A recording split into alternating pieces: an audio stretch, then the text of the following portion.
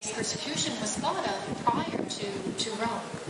And the reason why it was put in then was because there had been recent advances in international refugee law, which recognized persecution on the basis of gender, and that they wanted to reflect these advances from another area of law into international criminal law. 5 more references to gender were added to the draft ICC statute in 1997. In the provision calling upon the prosecutor to take measures to effectively investigate crimes and therefore respect and take into account the gender of the victims and witnesses and the crimes that they had been subject to, crimes of sexual and gender-based violence. And also in provisions stating that the prosecutor had to take measures to protect these victims and witnesses who were subject to sexual and gender-based violence at all stages of the process. And then finally, a provision was included to say that all the sources of law that the judges and the prosecutor and everyone else at the ICC is to deal with, one of these should be the norm on non-discrimination on the basis of gender. Then in the next year, which was in March 1998, heading towards the adoption of the ICC statute, the preparatory committee, the negotiating committee of state, adopted a provision which compelled the prosecutor to appoint individuals who had expertise on gender and sexual violence. And then they also looked again at this qualification of judges and reaffirmed that there should be gender balance amongst the judges, and also that some judges should have expertise in gender issues.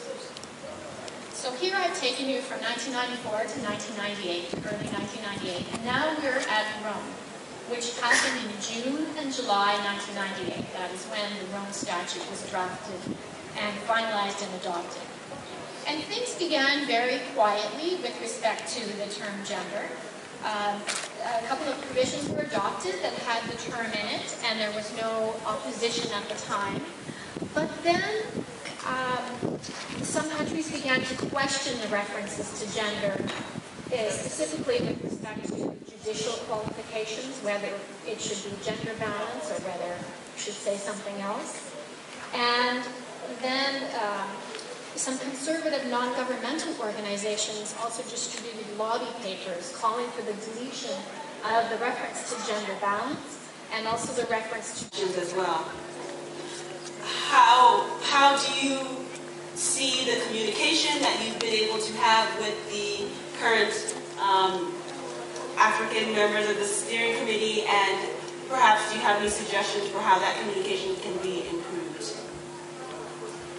This question is posed both to the panelists as well as to how do you see yourself being able to communicate with members more, and how do you see them being able to communicate with you?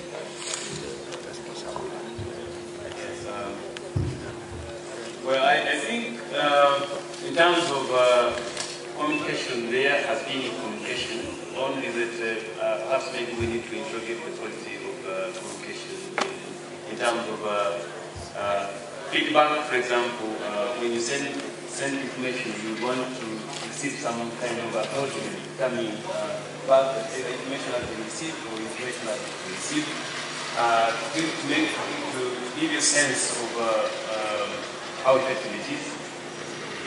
So I think that might be one of the areas that we want to fix. The other that possibly we have not yet gotten around to doing is perhaps maybe a Google group around the NGOs in Africa. I think possibly maybe that would be useful in terms of engagement. Perhaps there are a number of new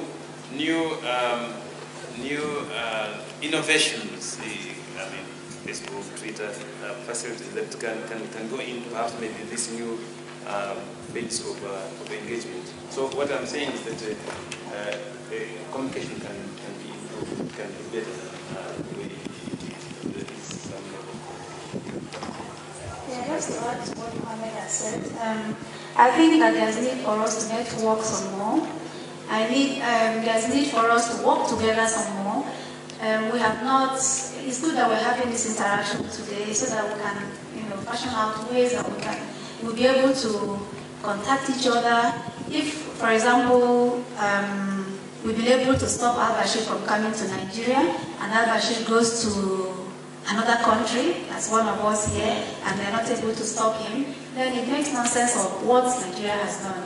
This is why I think we should be able to, strengthen our networks so that when such a thing happens, not people from other countries can also make inputs. When we were having the campaign in Nigeria, we could have other people, sending word in or publishing articles on the same issue in their own countries, in Kenya, in Ghana, and so on. That would help. So, any suggestions from them?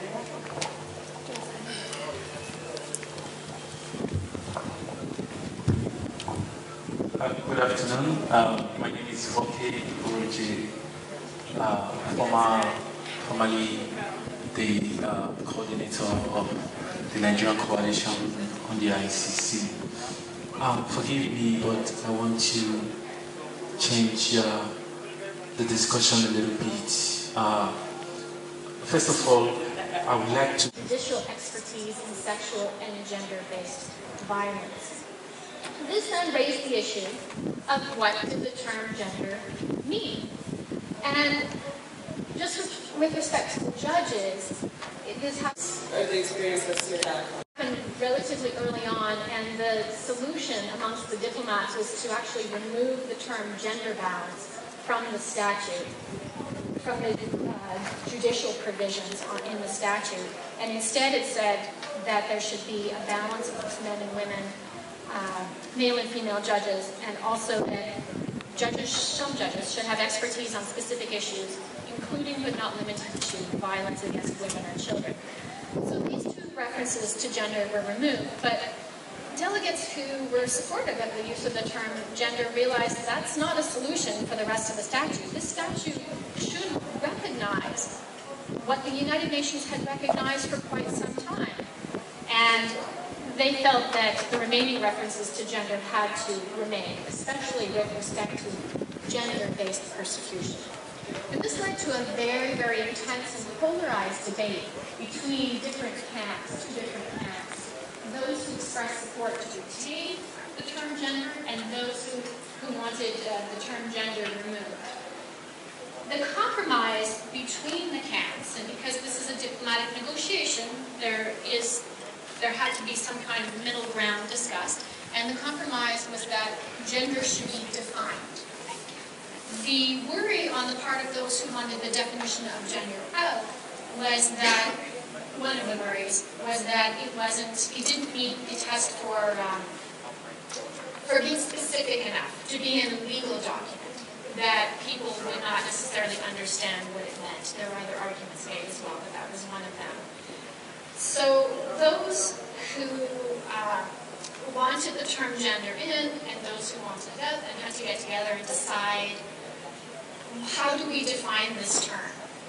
Those who supported including the term gender then decided, well, we would like it to reflect the way that the United Nations deals with gender.